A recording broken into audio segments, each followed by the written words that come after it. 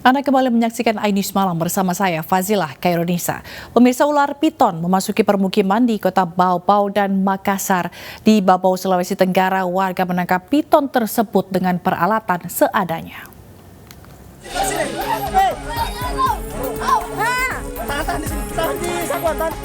Dengan peralatan seadanya, warga Kelurahan Bukit Wolo Indah, Kota Baubau, Sulawesi Tenggara berusaha menangkap seekor ular piton.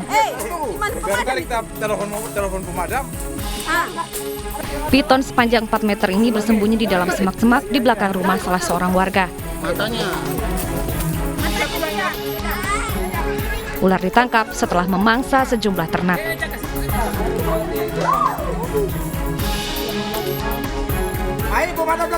Ularnya kami serahkan ke Damkar, Dinas Pemadam Kebakaran dan Penyelamatan Kota Baubau dengan harapan untuk dilepas liarkan melalui BKSDA.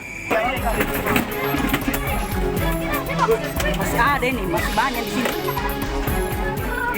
Di Makassar, Sulawesi Selatan, warga permukiman Mamajang menemukan ular piton di belakang rumah.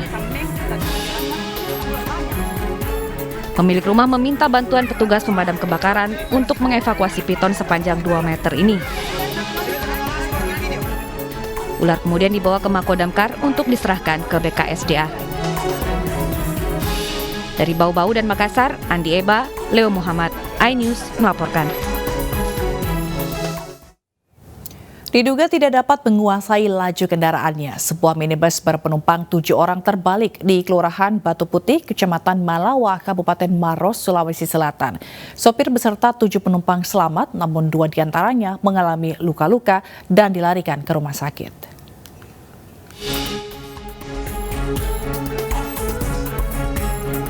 Warga dan pengendara di Jalan Poros, Kelurahan Batu Putih, Kecamatan Malawa, Kabupaten Maros, Sulawesi Selatan dihebohkan dengan sebuah minibus yang terbalik di jalur turunan.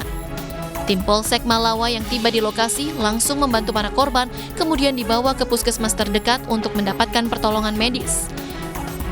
Minibus mengangkut 7 penumpang termasuk seorang bayi berusia 1 tahun.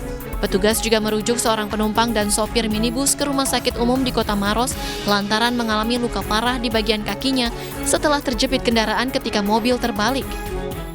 Seperti itu gimana ceritanya, Dan? Menurut hasil keterangan dari masyarakat setempat dan penumpang, Ya. mobil tersebut dengan kecepatan yang lumayan tiba-tiba lepas kendali sehingga tidak dapat menguasai kendaraannya dan oleng ke kiri jalan dan menabrak.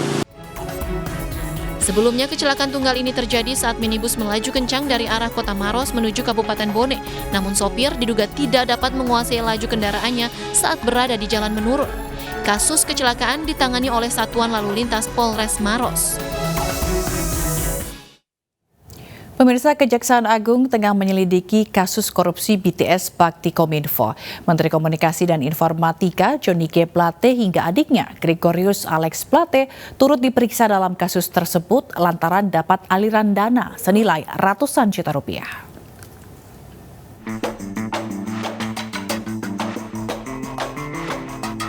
Menkominfo Johnny G. Plate hingga adiknya Gregorius Alex Plate turut diperiksa Kejaksaan Agung dalam kasus korupsi BTS Bakti Kominfo.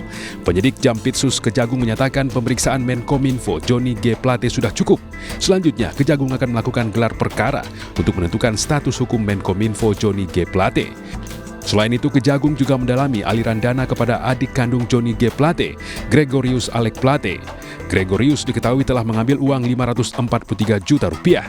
Pihak Kejagung mengaku heran Gregorius Alex Plate bisa menerima aliran dana yang disebut merupakan fasilitas dalam proyek tower BTS Bakti Kominfo 1, 2, 3, 4, dan 5. Padahal Gregorius bukan pejabat di Kementerian Kominfo.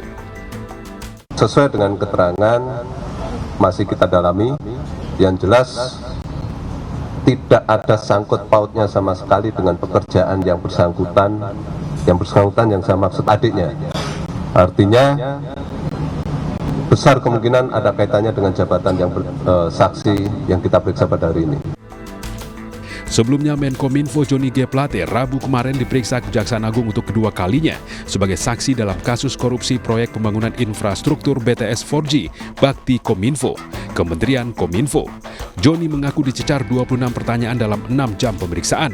Hingga kini Kejagung sudah menetapkan 5 tersangka kasus korupsi proyek Tower BTS 4G Bakti Kominfo Kementerian Kominfo. Nilai proyek pengadaan BTS tersebut mencapai 10 triliun rupiah. Sementara kerugian negara akibat dugaan korupsi diperkirakan mencapai 1 triliun rupiah.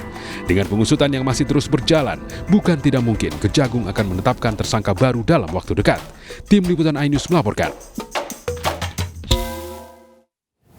Menteri Perdagangan Zulkifli Hasan memusnahkan barang bekas impor di Terminal Akap Bandaraya Payung Sekaki, Pekanbaru Riau. Barang bekas impor tersebut bernilai lebih dari 10 miliar rupiah.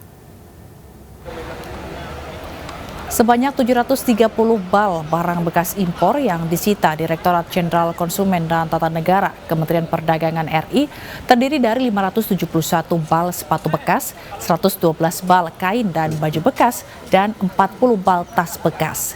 Barang bekas yang ditemukan di sebuah gudang penyimpanan di kawasan Bina Widya Pekanbaru mencapai lebih dari 10 miliar rupiah. Menteri Perdagangan Zulkifli Hasan mengatakan pemusnahan barang bekas impor dilakukan untuk melindungi konsumen dari ancaman kesehatan dan industri dalam negeri. Kemarin juga ada video, ada barang bekas dikumpulkan katanya untuk didaur ulang di tempat lari, ada yang curiga dipakai chip, ternyata barang itu dijual di Jakarta dan kami ya. Tercantum nama importir yaitu PT Kaskosi Batam dan berasal dari China. Ya. Tindak lanjut tentu ini kita akan musnahkan di situ ya. Sebelumnya Presiden Joko Widodo memerintahkan jajarannya untuk mengatasi praktik bisnis pakaian bekas impor atau yang dikenal dengan istilah thrifting. Jokowi menyebut thrifting sangat mengganggu industri tekstil dalam negeri.